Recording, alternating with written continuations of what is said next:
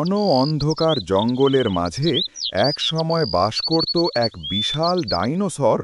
সবাই তাকে ডাকত গর্জন দাঁত বলে। সে ছিল খুব শক্তিশালী, কিন্তু ভীষণ ভয়ঙ্কর।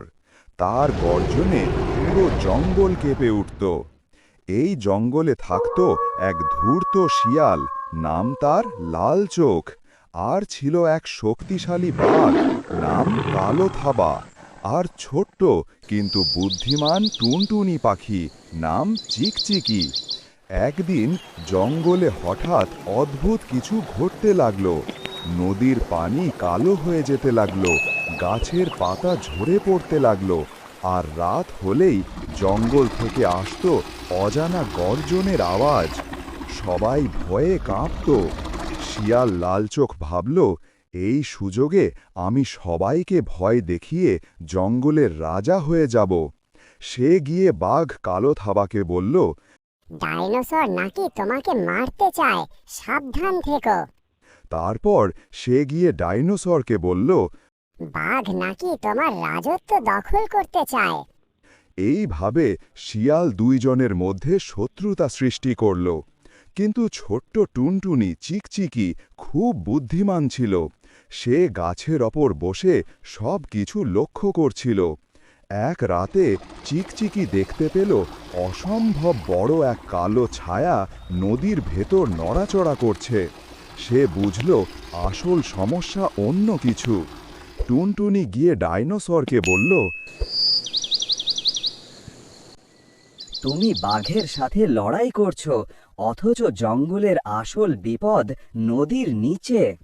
ডাইনোসর প্রথমে বিশ্বাস করল না, কিন্তু রাতে গিয়ে সে নিজে সেই কালো ছায়া দেখল। ওটা ছিল এক বিশাল অজানা কালো দানব, যে নদীর পানি বিষাক্ত করে দিচ্ছিল। ডাইনোসর গর্জে উঠল। এটা জঙ্গলের জন্য বিপদ। এই সময় বাঘ কালো থাবাও এসে পড়ল সেখানে। ডাইনোসর তাকে দেখেই রেগে গেল, কিন্তু টুনটুনি চিৎকার করে বলল, এখন ঝগড়ার সময় না, আগে দানবকে থামাও।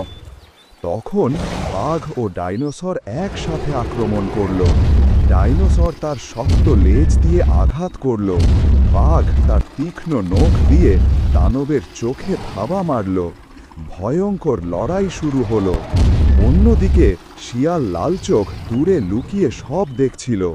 সে ভেবেছিল সবাই মরে যাবে আর জঙ্গল তার হবে। কিন্তু শেষ মুহূর্তে টুনটুনি আকাশ থেকে একটা ধারালো পাথর ফেলে দেয় দানবের মাথায়। দানব জোরে চিৎকার করে নদীর গভীরে ডুবে যায়। জঙ্গল আবার শান্ত হয়ে গেল। তখন ডাইনোসর বাঘের দিকে তাকাল। সে বলল, তুমি আমার শত্রু নও। বাঘ বলল, আমরা ভুল বুঝেছিলাম। তারা টের পেল সব কিছুর পেছনে শিয়ালের ষড়যন্ত্র ছিল। সবাই শিয়ালকে ঘিরে ধরল। ডাইনোসর গর্জে উঠল। তুই জঙ্গলে আগুন লাগাতে চেয়েছিলি। ভয়ে শিয়াল কাঁপতে কাঁপতে বলল, আমাকে ক্ষমা করে দাও। ডাইনোসর বলল, তুমি আর কখনো কাউকে ভুল পথে নিয়ে যেতে পারবে না। তারপর তারা শিয়ালকে জঙ্গল থেকে তাড়িয়ে দিল।